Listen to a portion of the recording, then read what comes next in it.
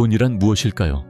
누군가에게는 생존이고 누군가에게는 욕망이며 또 다른 누군가에게는 세상을 움직이는 거대한 힘입니다. 하지만 여기 돈을 신처럼 다루려 했던 한 남자가 있습니다. 그는 금을 캐지도 석유를 뽑지도 강철을 만들지도 않았습니다. 그는 단지 돈과 신용 그리고 질서라는 보이지 않는 상품을 거래하며 한 국가의 운명을 자신의 서재에서 결정했습니다. 미국이 파산 직전에 몰릴 때마다 백악관이 가장 먼저 손을 내밀었던 구원자. 하지만 동시에 선출되지 않은 권력으로 월스트리트를 넘어 워싱턴까지 지배하려 했던 그림자 황제. 그의 이름은 존 피어폰트 모건. 사람들은 그를 JP 모건이라 불렀습니다. 오늘은 록펠러와 카네기가 세운 산업 제국들 위에 군림했던 돈의 제국을 건설한 남자 JP 모건의 진짜 이야기 속으로 들어갑니다. 그의 삶은 현대 금융 자본주의가 어떻게 탄생했고 그 거대한 힘이 얼마나 눈부시고 또 얼마나 위험할 수 있는지를 보여주는 가장 거대한 서사입니다. 이야기는 그의 외모에서부터 시작되어야 합니다. 거대한 몸집, 불처럼 붉은 코, 그리고 상대를 꿰뚫어 보는 듯한 날카로운 눈빛. 그의 코는 지독한 피부병의 흔적이었습니다. 이 흉측한 코는 평생 그를 따라다닌 콤플렉스였지만 동시에 누구도 감히 정면으로 쳐다보지 못하게 만드는 압도적인 위압감의 원천이 되었습니다. 그는 자신의 얼굴을 찍는 사진사들을 증오했지만 아이러니하게도 그의 얼굴은 그 시대 자본의 힘, 그 자체를 상징하는 아이콘이 되었습니다. 그는 태어날 때부터 금수저였습니다. 그의 아버지는 런던에서 가장 성공한 미국인 은행가였고 모건은 그 제국의 후계자였습니다. 하지만 그는 아버지의 그늘에 만족하지 않았습니다. 그는 아버지의 돈을 지키는 것이 아니라 자신만의 돈의 질서를 창조하고 싶어 했습니다. 그의 대담함이 처음으로 드러난 것은 남북전쟁 시기였습니다. 24살의 젊은 모건은 군수품 거래에서 큰 돈을 법니다. 그는 북군에게서 폐기 처분된 낡은 카빈 소총 5,000정을 단돈삼 달러 50센트에 사들인 뒤 약간의 수리를 거쳐 다시 북군 장군에게 22달러라는 엄청난 가격에 되팔았습니다. 이 소총들은 불량품이 많아 총을 쏘던 병사들의 엄지손가락을 날려버리기 일쑤였습니다. 훗날 이 거래는 그의 부도덕함을 상징하는 사건으로 비판받았지만 모건에게 이것은 전쟁의 혼란 속에서 질서를 찾아 이윤을 창출하는 지극히 당연한 자본의 논리일 뿐이었습니다. 그의 시대는 기회와 혼돈이 뒤섞인 도금 시대였습니다. 철도왕, 석유왕, 강철왕들이 서로를 물어뜯으며 무질서한 경쟁을 벌였고 경제는 호황과 공황을 미친 듯이 오갔습니다.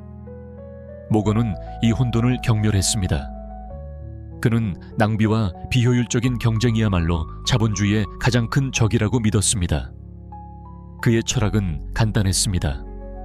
나는 경쟁을 좋아하지 않는다. 나는 통합을 좋아한다. 그는 이 철학을 모건화라는 이름의 시스템으로 완성시킵니다. 그는 서로 피 터지게 싸우던 철도 회사들을 자신의 호화 요트, 코르세어, 호나 맨해튼의 저택으로 불러 모았습니다. 그리고 문을 걸어 잠근 채 그들이 합병에 동의할 때까지 며칠이고 감금하다시피 했습니다.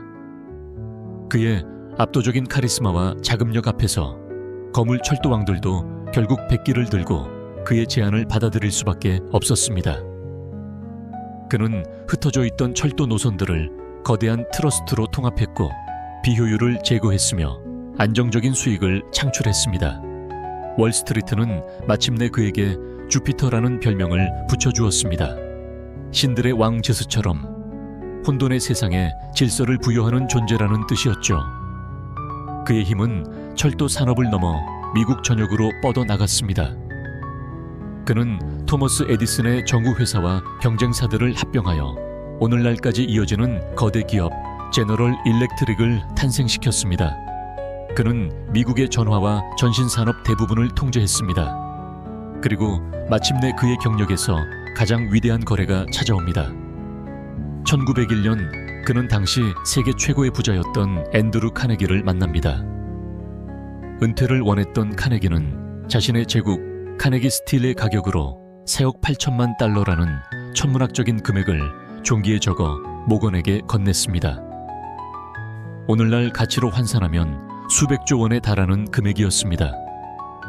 모건은 단일 초의 망설임도 없이 그 가격을 받아들였습니다. 그리고 카네기의 회사와 다른 철강 회사들을 합병하여 세계 최초로 기업가치 10억 달러가 넘는 괴물 US 스틸을 탄생시켰습니다. 이 거래 하나로 그는 산업자본의 시대가 가고 금융자본이 모든 것을 지배하는 새로운 시대가 왔음을 세상에 선포했습니다.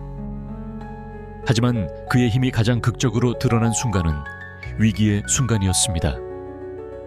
1895년 미국은 금 보유고가 바닥나 국가부도 직전에 몰렸습니다.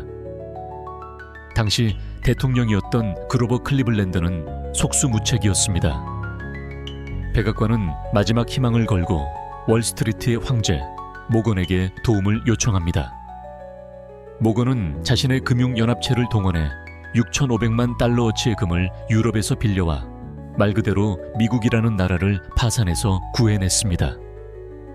그리고 1907년 월스트리트에 또다시 끔찍한 금융공황이 닥쳤습니다. 은행들이 연쇄적으로 파산하고 주식시장은 붕괴했으며 사람들은 은행으로 달려가 돈을 인출하려 아우성이었습니다. 중앙은행도 없던 시절 미국 경제는 속절없이 무너지고 있었습니다. 이때 다시 한번 모건이 나섰습니다. 그는 자신의 저택 도서관에 월스트리트의 모든 은행장들을 소집했습니다. 붉은 테피스트리가 걸린 웅장한 도서관에서 그는 시가를 피우며 은행장들에게 파산 직전의 은행과 신탁회사를 구제할 자금을 내놓으라고 압박했습니다. 몇 시간 동안 이어진 지독한 심리전 끝에 새벽 5시가 다 되어서야 은행장들은 그의 요구에 굴복했습니다. 그는 자신의 돈과 명예를 걸고 붕괴 직전에 미국 금융 시스템을 혼자의 힘으로 막아낸 것입니다. 그는 2번이나 나라를 구한 영웅이었습니다. 하지만 사람들은 그를 향해 박수만 치지는 않았습니다. 오히려 두려움과 분노가 커져갔습니다.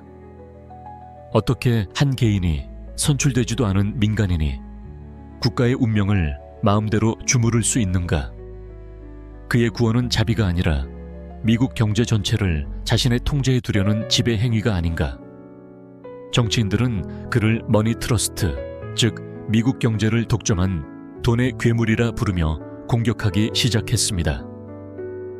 그는 의회 청문회에 소환되어 굴욕적인 신문을 받아야 했습니다. 청문회에서 한 의원이 물었습니다. 당신의 목적은 금융 시스템을 통제하려는 것 아닙니까? 모건은 차갑게 대답했습니다. 나는 통제를 원한다면 통제합니다. 그의 대답은 그의 오만함을 보여주는 동시에 그의 철학을 드러내는 말이었습니다. 그에게 통제는 지배가 아니라 파괴적인 혼돈을 막기 위한 유일한 질서였던 것입니다. J.P. 모건, 그는 분명 미국 자본주의의 거친 파도를 잠재운 위대한 설계자였습니다. 그의 비전과 결단력이 없었다면 미국은 더 큰 혼란에 빠졌을지도 모릅니다. 그는 철도와 강철, 그리고 전기의 시대를 연 거인이었습니다. 하지만 동시에 그는 민주주의 국가에서 한 개인이 가져서는 안 될 막강한 권력을 휘둘렀던 그림자 황제이기도 했습니다. 그의 질서 아래에서 수많은 경쟁은 사라졌고 경제는 소수의 손에 집중되었습니다. 그의 구원은 결과적으로 중앙은행의 필요성을 일깨웠고 정부가 월스트리트를 규제하는 계기가 되었습니다. 그의 삶은 우리에게 묻습니다. 위기 앞에서 국가를 구원할 힘을 가진 개인의 등장은 축복인가? 아니면 더 큰 위험의 시작인가? 자본의 힘은 어디까지 자유로워야 하며 국가는 그 힘을 어떻게 통제해야 하는가? 그는 돈을 사랑했지만 돈 자체를 숭배하지는 않았습니다. 그는 돈을 통해 세상을 자신이 믿는 질서대로 재편하려 했습니다. 그의 삶은 돈이 한 인간과 국가의 운명을 어떻게 빚어내는지를 보여주는 가장 거대하고도 위험한 교양곡으로 역사에 남아 있습니다.